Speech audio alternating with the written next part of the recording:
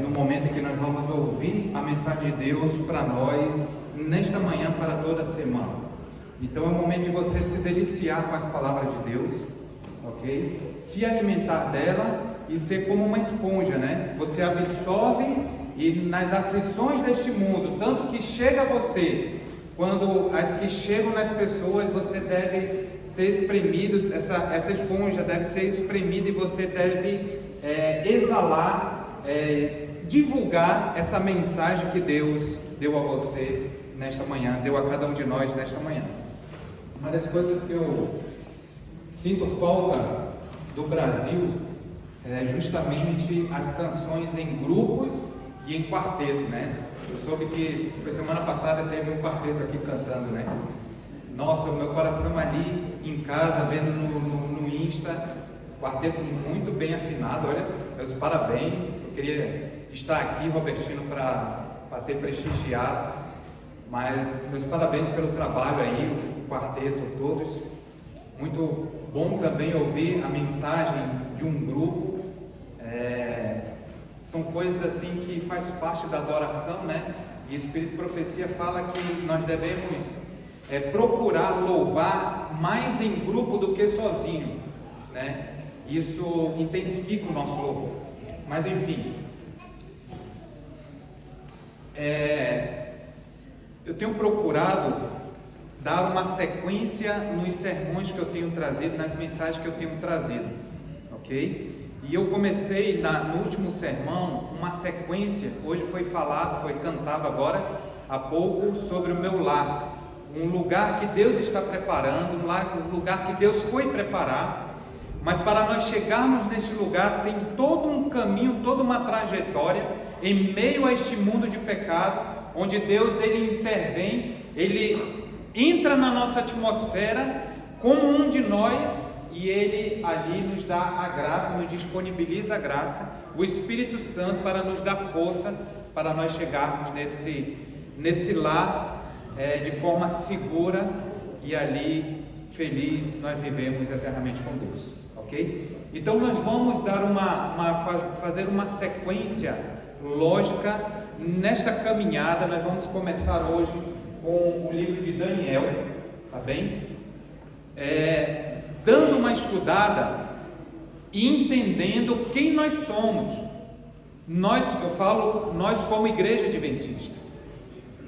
De onde nós surgimos, a nossa identidade. Nós acreditamos que a nossa identidade ela é profética. Mas é fácil falar que nós viemos de uma profecia, nós somos fruto de uma profecia. Mas como explicar para as pessoas que não entendem que nós viemos, que a igreja adventista é fruto de uma profecia? Ela está na Bíblia. Só que para nós chegarmos nos finalmente, nós temos que traçar uma trajetória, para nós entendermos todo o contexto, para nós chegarmos à nossa identidade, à nossa missão e para onde nós vamos e aonde queremos chegar, ok? Então, Daniel capítulo 2, antigamente, logo que eu entrei para a igreja, eu via muitas pessoas com papel e caneta na mão, tinham seus caderninhos ali de anotação, ok? E era uma época que ainda éramos conhecidos como o povo da Bíblia. O povo que, se as pessoas chegassem lá fora a nós e perguntassem qualquer questões bíblicas, a gente saberia responder. E nos últimos dias nós seremos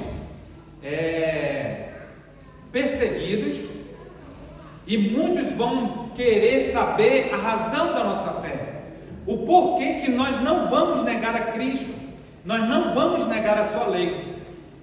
E se nós não estivermos preparados, nós vamos sucumbir e nós vamos aceitar a marca da besta. Mas se nós estivermos preparados, nós não somente vamos renunciar à marca da besta, nós seremos selados e nós vamos pregar para as pessoas a razão da nossa fé. E muitas pessoas ainda se converterão à verdade bíblica nesses últimos dias, ok? Então, aqui está a primazia de nós estudarmos as profecias bíblicas e tendo com o que anotar. Com essa anotação que você faz aqui, Você vai levar para casa como é que eu gosto de fazer para eu estudar e entender melhor um assunto. Ou eu anoto aqui, eu vou acompanhando, ou anoto na Bíblia, ou anoto aqui no tablet. No momento em casa, eu vou passar aquilo para um caderno de estudos. E quando eu passo para o caderno de estudos, eu vou pesquisando mais coisas sobre esse assunto. Eu vou me aprofundando mais. E assim vai fixando na mente os assuntos bíblicos que nós precisamos guardar em nossos corações. Daniel capítulo 2.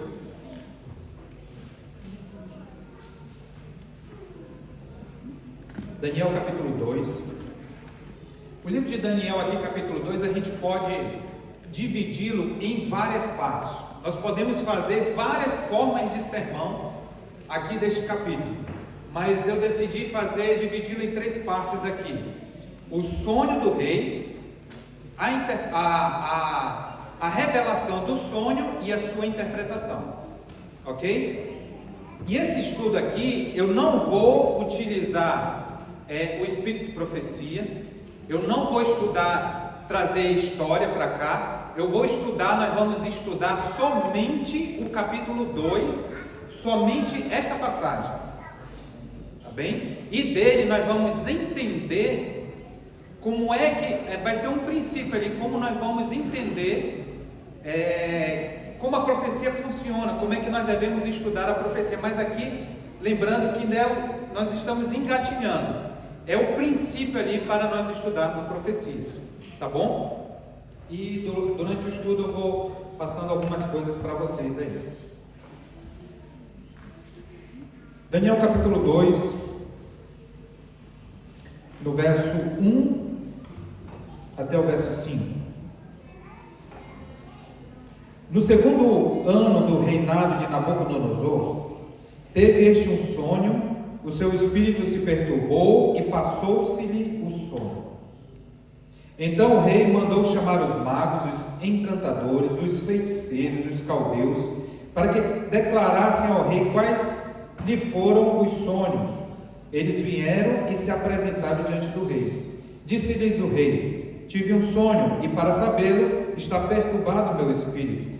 Os caldeus disseram ao rei em aramaico: ó rei, vive eternamente. Dize o sonho a teus servos, e daremos a interpretação. Respondeu-lhe o rei e disse aos caldeus: uma coisa é certa, se não me fizerdes saber o sonho e a sua interpretação, sereis despedaçados, e as vossas casas serão feitas de monturo. Verso 6: mas se declarares o sonho e a sua interpretação, recebereis de mim dádivas, prêmios e grandes honras. Portanto, declarai-me o sonho e a sua interpretação. Vamos fechar nossos olhos e pedir a orientação divina mais uma vez. Maravilhoso Deus e Pai está nos céus. Aqui nós já cantamos, nós já oramos, nós já até recapitulamos a lição de tudo que tivemos durante a semana da Tua Palavra. E agora, ó Pai, nós estamos aqui para receber mais uma revelação divina da Tua parte, para nós entendermos sobre profecias, o quão é importante para nós.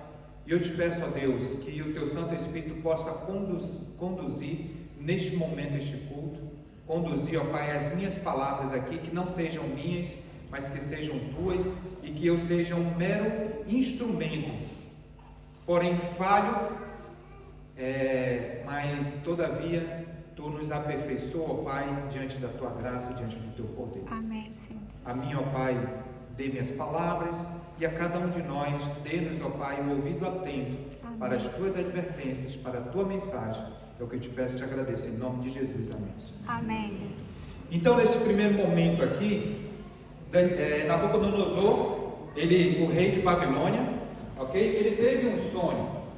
Eu gosto de fazer, muito no meu sermão de profecia, a linha do tempo, só para o povo se situar quando é que ocorreu o fato, tá bem? Nós estamos aqui em 603 a.C., no Antigo Testamento, onde Babilônia, ele leva a cativo o povo judeu ali, uma parte dos príncipes do povo judeu, não vou me ater muito aqui, mas ele leva cativos ali os príncipes, os principais ali do povo judeu, e dentre eles está Daniel, Sadraque, Mesaque e Abdenego, ou Daniel, Ananias, Misaías e Azarias. Azarias Ananias. e Ananias, ok? E nós estamos aqui em Babilônia, tá certo?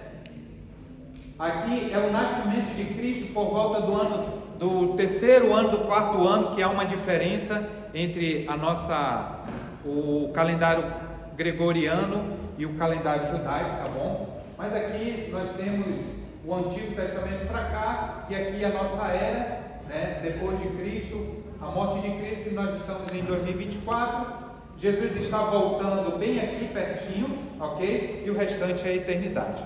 Só para a gente se situar aqui. Então, o rei, ele teve um sonho, e ele se esqueceu do sonho. E primeira pergunta, como o rei sabe que o sonho era importante se ele havia esquecido?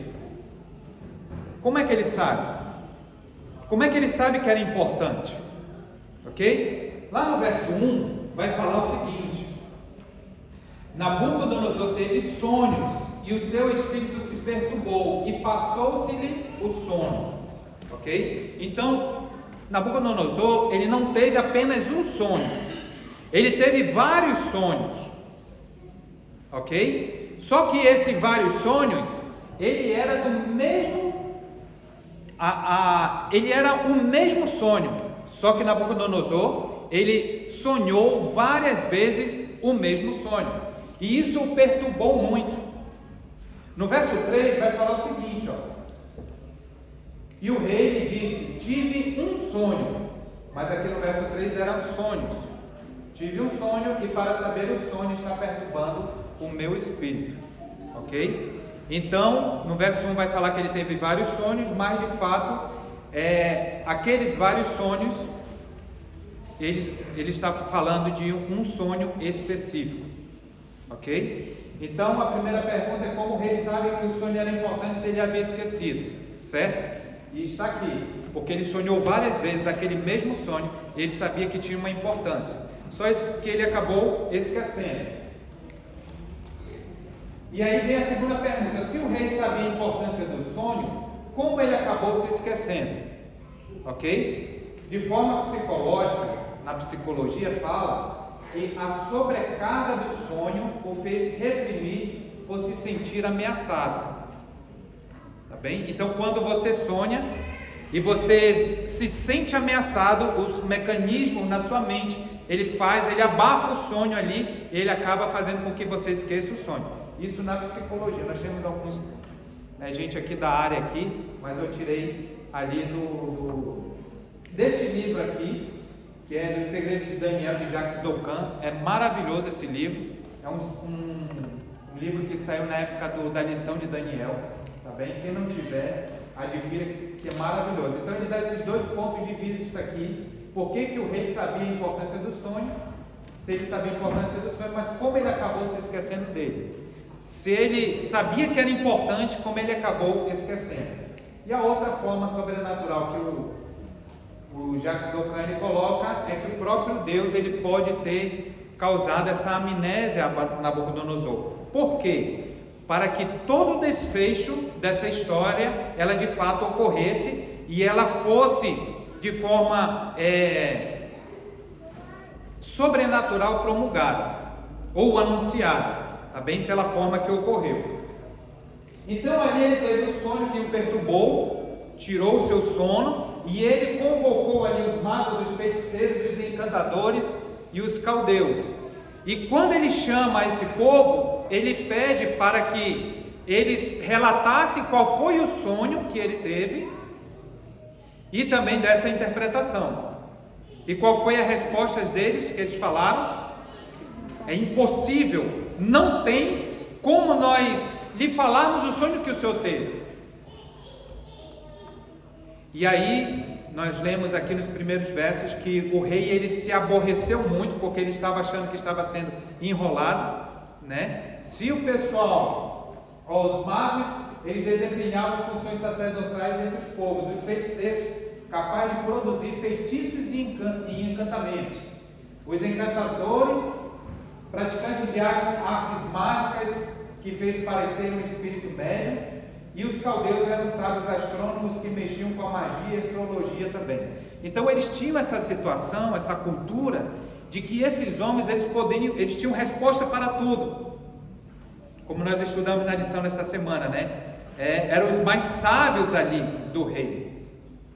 Só que como eles não tiveram a resposta, o rei se enfureceu, e aí o rei deu um decreto que eles seriam exterminados, a sua casa, a sua família seria exterminada, todos seriam mortos.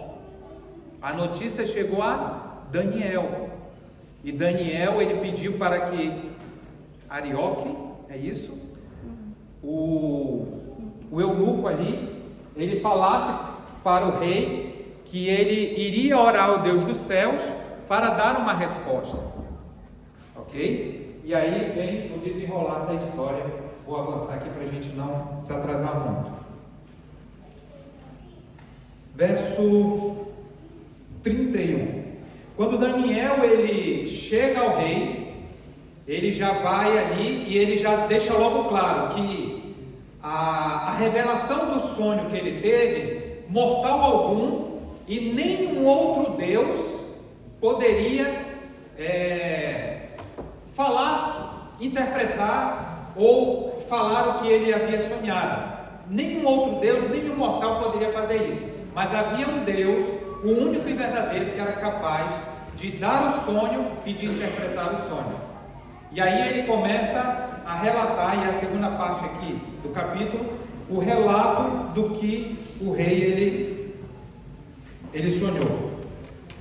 Verso 31. Tu, ó rei, estavas vendo, e eis aqui uma grande estátua, esta que era imensa e de extraordinário esplendor, estava em pé diante de ti. A sua aparência era terrível, a cabeça era fina, a cabeça era de fino ouro, o peito e braços de prata, o ventre e os quadris de bronze, as pernas de ferro, os pés em parte de ferro e em parte de barro. Quando estavas olhando, uma pedra foi cortada sem auxílio de mãos, feriu a estátua nos pés de ferro, e o barro os esmiuçou. Então foi juntamente esmiuçado o ferro, o barro, o bronze, a prata, o ouro, os quais se fizeram como uma palha das eiras do Perdão, estou enxergando muito bem, só um instante aqui. Então foi juntamente esmiuçado o ferro, o barro, o bronze, a prata e o ouro, os quais se fizeram como a palha das eiras no estio, e o vento os levou, e deles não se viram mais vestígios. Mas a pedra que feriu na estátua se tornou uma grande montanha que encheu toda a terra. Este é o sonho e também a sua interpretação ou direito.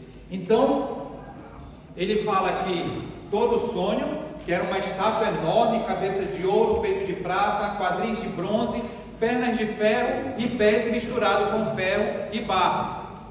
E depois aparecia uma pedra que era jogada, ela era cortada sem auxílio de mãos, aparecia meio que do nada ali, e ela vai em direção aos pés da estátua ali e esmiuça toda a estátua. Essa foi o sonho que o rei teve. Aí uma pergunta curiosa: por que esses metais, ouro, ferro, bronze e prata? Por quê? E uma pedra ainda? Os períodos, né, dos reinos que se passaram. Era o quê? Os períodos dos reinos que se passaram. O período dos reinos? Mas por que Deus usou esses materiais? Cada um Porque o quê? Cada um tem o seu valor e representa os reinos ali, né? Mas a pergunta é por que Deus usou isso aí?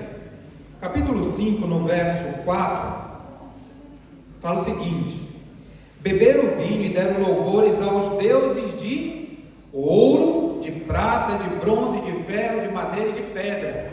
Então esses materiais eram materiais que faziam que o povo ali, os caldeus, eles faziam os seus deuses. E Deus ele usa esses materiais. Tanto é que no capítulo 3, o próprio rei, ele faz a estátua, ele manda fazer uma estátua coberta completamente de ouro, porque o seu reino seria eterno, o que estava na cabeça dele. Ok? Mas agora nós vamos para a interpretação desse sonho. Como nós podemos explicar para as pessoas sobre o sonho? Quando alguém perguntar para você como é que você vai abrir a Bíblia e vai explicar este capítulo para as pessoas, ok? De uma forma muito simples, a gente vai ver alguns detalhes aqui, tá bom? Vamos lá, no capítulo 2, quem representa a cabeça de ouro? Babilônia. Quem? Babilônia, Nabucodonosor. Babilônia. Peito de prata? Medos e persas. Quadril de bronze? Grécia. Grécia. Pernas de ferro? Roma. Roma. Pés de ferro misturado com barro? Europa, reino dividido. E a pedra? Jesus. Jesus. Muito bem. Aonde é que está escrito isso no capítulo 2? Todos os detalhes que vocês me deram. Aonde? É uma pessoa leiga, pergunta de você sobre o capítulo 2, quer uma resposta de você, é essa a resposta que você vai dar? Qual a melhor forma de responder isso aí? E é por isso que nós vamos construir esse estudo, tá bom? As profecias, principalmente as profecias apocalípticas, elas vão tendo sentidos maiores, elas vão crescendo. Conforme o tempo passa e o livro vai passando, Deus ele vai colocando uma lupa para nós enxergarmos mais detalhes. Mas a princípio, olha o que está escrito no capítulo 2 apenas aqui. Olha os detalhes aqui. Isso aqui é o que Daniel ele falou para o rei. Era uma estátua, cabeça de ouro, peito e braço de prata, quadril e coxas de bronze, pernas de ferro, pés e parte de ferro e parte de barro, e uma pedra foi cortada sem auxílio de mãos, ok? Agora algumas coisas a nós levarmos em consideração, analisarmos dentro do capítulo mesmo. A primeira coisa fez saber ao rei Nabucodonosor o que há de acontecer nos últimos dias, ok? Então, essa aqui são informações importantes para nós tirarmos do texto. No verso 38, vai dar a resposta de quem é a cabeça. Certo? O verso 38, pode ler para nós, Laurentino, por favor? Mas há um Deus no céu que revela o mistério, pois fez saber ao rei Nabucodonosor o que vai acontecer nos últimos dias. O Senhor e as visões que o Senhor teve quando estava em sua cama são estes. Verso 39. Quando o Senhor, o rei, estava na sua cama, surgiram em sua mente pensamentos a respeito do que Esse vai... é o 39? 29. Acho que está no capítulo 39. É o 38 e 39. Capítulo 2. Ele está valendo 28 e 29. 29. É o 38, é? Isso. 38. Desculpa. 38. Em cujas mãos foram entregues os filhos dos homens, onde quer que eles habitem, os animais do campo e as ervas do céu, para que dominasse sobre todos eles. O Senhor, ó Rei, é a cabeça de ouro. Então, aqui está a cabeça de ouro, é justamente ali o rei Nabucodonosor, mas nunca é a pessoa em si, mas a sua dinastia ali, né? Então, é o reino babilônico, que era o reino que eles estavam vivendo naquele momento. Interessante notar aqui que as profecias de Daniel é do seu período para frente, ok? Lá no livro de Apocalipse, as profecias ali é do período do profeta ali, da época, vai dar uma pincelada ali na época de Jesus, dos discípulos e tudo mais, mas é daquele período para frente também, tá bem? Agora ela vai dar uma claridade melhor para as profecias de Daniel. Ok? O Apocalipse vai ajudar a nós decifrarmos algumas coisas do livro de Daniel. Então, olha só, a primeira dica aqui, nós já temos a resposta, que a cabeça é Babilônia, certo? Mas no verso 39 vai falar aqui que o próximo reino será inferior. Não fala que são os medos e persas, tá bem? A resposta é: o próximo reino ele será inferior. O terceiro reino será o quê? O que dominará o mundo todo. Não fala que é a Grécia, não fala que é Alexandre o Grande, tá bem? Nós estamos nos atentando para o texto aqui. O quarto seria forte como ferro, não fala que é Roma, tá bem? E aí, depois deles, os reinos misturados, porém divididos. Eles não iriam se ligar um ao outro. E uma pedra esmiuça todos os reinos. Então, são pontos que a gente vai pegando no capítulo. A gente vê onde é que dá o start aqui, que é em Babilônia. E, na sequência, a gente vai ver que são reinos subsequentes. São reinos que vão vir posteriormente ao reino babilônico.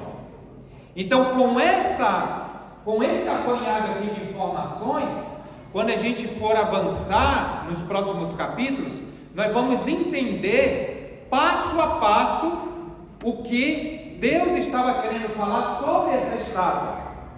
Só que mais à frente Deus vai dar mais detalhes e outras figuras para ajudar nesse entendimento.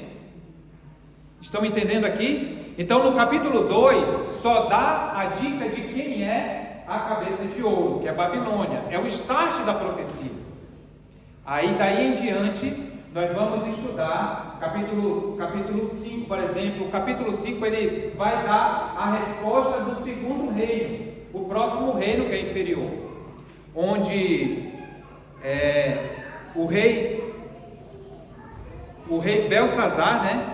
Ele está ali dando uma festa, ele pede os utensílios que era da casa do Senhor, os utensílios sagrados, e ele começa ali naquela festa, e aí sim virá a próxima nação que vai destruir, que vai dominar ali no lugar de Babilônia, tá bem? E aí a gente vai identificando cada ponto, mas eu não quero me ater à estátua aqui, tá bem? Esse estudo aqui é um estudo muito light, mas eu quero só me ater a questão da pedra, onde foi falado aqui que a pedra é Cristo, simboliza Cristo. Só que tem algumas pessoas, alguns líderes religiosos, alguns pastores que falam que essa pedra aqui de fato é Cristo. Só que esse momento da profecia é Cristo, no nascimento de Cristo. Só que se você for ver todo o contexto aqui que nós estudamos, ok?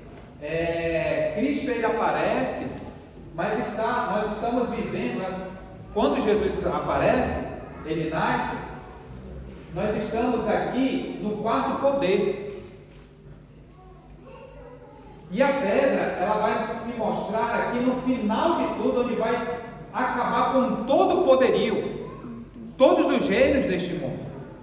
Então essa pedra aqui, ela de fato é Cristo, mas mostrando que quando Deus ele vai estabelecer o seu reino eterno aqui, esmiuçando, acabando com qualquer reino terreno, tá bem? Mas para isso, nós vemos aqui 1 Coríntios capítulo 10, 4, e beberam todos de uma mesma bebida espiritual, porque bebiam da pedra espiritual que os seguia, e a pedra era Cristo. Paulo falando que Cristo é a rocha eterna, ok? Nós podemos fazer ligação com essa pedra sim, mas a gente vai já entender uma situação aqui. Eis que eu assentei em Sião uma pedra já provada, pedra preciosa de esquina, que está bem firme e fundada. Isaías 28:16. Por isso, tendo recebido um reino que não pode ser abalado, retenhamos a graça pela qual sirvamos a Deus agradavelmente com reverência e piedade. Aonde eu quero chegar aqui? A primeira vinda de Cristo foi para estabelecer o seu reino de graça. Foi para nos proporcionar a graça, para nós sermos libertos deste reino de pecado. Até Jesus aparecer, quem é que era de fato o príncipe deste mundo? Satanás. Quem era? Satanás, o diabo. Ele era o príncipe deste mundo. Era ele quem tinha autoridade aqui nesta terra. Mas quando Cristo Jesus ele morre na cruz do Calvário, a ele é dada toda a autoridade acima nos céus e na terra. E quando ele esteve aqui, ele implanta esse reino eterno, mas ele começa pelo seu reino da graça. Porque ele precisa primeiro resgatar os seus súditos, para depois dominar sobre eles. Só que o interessante é que todos nós somos súditos. Todos nós seremos dominados por esse Deus. Só que tem um acréscimo aqui. Nós não seremos somente dominados, mas nós seremos também reinos de Deus. Nós dominaremos também. Então, primeiramente, Deus ele estabelece o seu reino da graça, porque nós precisamos dessa graça. Na lição passada, vim falando que a graça, ela nos liberta da escravidão do pecado, ela nos salva. Só que como nós falamos ali na nossa classe, né? A graça, ela não é somente lhe libertar do pecado e pronto. Mas ela vai lhe dar o poder, ela vai lhe transformar para você continuar neste caminho de libertação, que é o caminho de santificação. Então Deus, ele nos comunica a salvação e ele nos comunica a vitória na sua vida. Então, essa pedra, quando ela for lançada sem mãos, e ela vai esmiuçar todos os reinos, é um momento em que Deus ele vai estabelecer não somente mais o seu reino de graça, mas ele vai estabelecer o seu reino de glória. É um momento em que nós vamos nos deleitar na sua graça, na sua glória, no seu poder. Amém. É neste momento agora, nós estamos vivendo sobre a graça de Deus. É o sangue de Cristo Jesus que nos faz, que nos torna perfeitos diante de Deus. É o manto de justiça de Cristo que nos torna irrepreensíveis diante de Deus. É neste momento que estamos vivendo. Nós estamos vivendo aqui, nos pés da estátua. Alguns já colocam como nos dedos da estátua, alguns já colocam como nas unhas da estátua. Porque nós já estamos no finalzinho dessa profecia. A cabeça, os peitos, o quadril, as pernas, até mesmo os pés já se cumpriram. Mas os pés ali estão no final do seu cumprimento. Quando a gente vai ver no Apocalipse, nós vamos ver 7 igrejas do Apocalipse. São as 7 fases da igreja durante a história. Nós estamos vivendo em qual fase? Laodiceia. Laodiceia é qual igreja? O tempo do fim. A última igreja. Estamos vivenciando a última igreja. Quando a gente vai no Apocalipse, a gente vê 7 selos. Nós estamos vivendo em qual selo? Final do 6º selo. Estamos vivendo no final do 6º selo. Mas qual é o 7º selo? Volta de Jesus. É o silêncio no céu, onde o Pai e o Filho e os santos anjos vão vir a esta terra para nos resgatar. Amém. Então nós estamos vivendo no final da história. Nós estamos vivendo no final dessa profecia aqui. Jesus está prestes a romper os ares.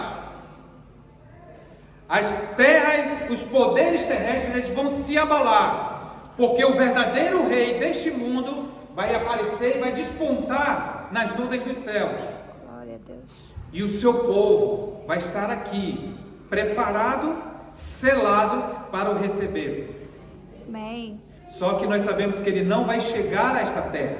Ele não vai pousar nesta terra neste momento. Nós seremos arrebatados com ele, de forma visível. Nós seremos arrebatados. Teve até uma polêmica aí algumas semanas atrás, né? Da Baby Consuelo, falando que o Apocalipse vai acontecer entre 5 a 10 anos, mais ou menos. E aí Ivete Sangalo lá meio que repreendeu isso, né? Dizendo que não vai acontecer se nós macetarmos o Apocalipse. Eu não entendi muito essa colocação, para ser sincero. Nem ela sabe. Para mim, macetar é falar até se tornar comum aquilo ali e não acontecer, alguma coisa assim. Ah, é uma música? É? Enfim, mas assim, só que alguns acreditam que esse arrebatamento ele será secreto. Por exemplo, eu estou pregando aqui, o sábio pulsome, o Plínio pulsome, né? A gente começa a ver, tem até uma música, que é a música que nós cantamos aqui, o mercado está vazio, o trabalho terminou, só que a música de forma pentecostal fala que o avião sem seu piloto já se encaminha ao seu destino para destruição, alguma coisa assim. Ou seja, o piloto ele vai sumir, vai ser arrebatado, e toda aquela tripulação ali, quem não estiver sido arrebatado vai em destruição. Os carros sem pilotos arrebatados também, é justamente esse arrebatamento secreto. Mas a Bíblia fala ela fala o contrário disso, que todo olho o verá. Norte, sul, leste, oeste, todo mundo vai ver Jesus voltar e nós subindo para termos um encontro com Jesus nos céus. Amém. Essa é a promessa que Deus nos dá, e Ele fez questão que o rei ele esquecesse, para que o sábio de Babilônia ele fosse um instrumento de Deus para revelar esse sonho, para revelar outros sonhos e visões. E aí depois Deus ele chama um outro profeta, João Batista, para dar continuidade a esses sonhos. E nos nossos tempos, Deus ele levanta uma profetisa, que nós, adventistas do sétimo dia, acreditamos que Ellen White é a profetisa dos nossos tempos, porque ela prega a palavra, ela exalta a lei de Deus, ela exalta o sacrifício de Cristo Jesus, e ela dá continuidade a essa visão que foi dada a Daniel, que foi dada a João, e ela é dada a cada um de nós através do Espírito e profecia, para que quando nós andarmos nos seus caminhos, nos seus ensinamentos, nós possamos ser achados aptos a morarmos eternamente com Deus. Amém. Glória a Deus. E tudo começou com um sonho esquecido. Mas um pagão, um rei pagão, ele sabia qual era a sua importância desse sonho, mas ele não tinha noção do que ele estava sonhando. Uma revelação para toda a humanidade a partir do seu reino. E esse sonho, ele começa com um reino pagão, mas ele vai terminar de fato com o reino eterno de Jesus Cristo. Ele vai nos libertar completamente de todo o mal, desse pecado, dessa labuta que nós temos contra a nossa própria natureza, contra as trevas deste mundo. E Ele vai nos resgatar e nos levar para nós morarmos com Ele eternamente. Amém. E aí eu faço um apelo singelo a você. Como você está se preparando para isso? Você conhece esses pormenores das profecias bíblicas? Você se interessa pelas profecias, pelo Espírito de profecia? Tem se interessado por isso? Você tem se interessado pelo seu preparo, pelo selamento do Espírito Santo? Tem clamado diariamente pelo poder do Espírito Santo na sua vida? O nosso time pastoral, a gente está conversando para ver se a gente promove mais cultos ou reunião que fale sobre o poder do Espírito Santo, que é o que nós estamos precisando. Reavivamento e reforma é o que nós estamos precisando para esses últimos dias. O trabalho, ele é algo secular. Eu sei que aluguel aqui é semanal. Aluguel, se você não trabalhar, você tem que pagar. Comida também. Só que imagina você passar um tempo sem o poder do Espírito Santo, você abafar a sua voz, você não vai conseguir caminhar em direção a essa Canaã celestial. Você vai travar e você vai acabar retrocedendo. Então o Espírito Santo, ele quer trabalhar em nós, e que cada um de nós possamos buscá-lo diariamente, no nome de Cristo Jesus, e tenha certeza que ele vai dispensar o Espírito dele sobre nossas vidas, e nós seremos mais que vitoriosos em Cristo Jesus. Amém. Glória a Amém? Deus. Vamos nos colocar em pé? E vamos cantar sobre essa esperança, né? Eu gosto muito, quando eu estou pregando a profecia, cantar o nosso hino áureo, o hino que retrata a nossa identidade, adventista do sétimo dia.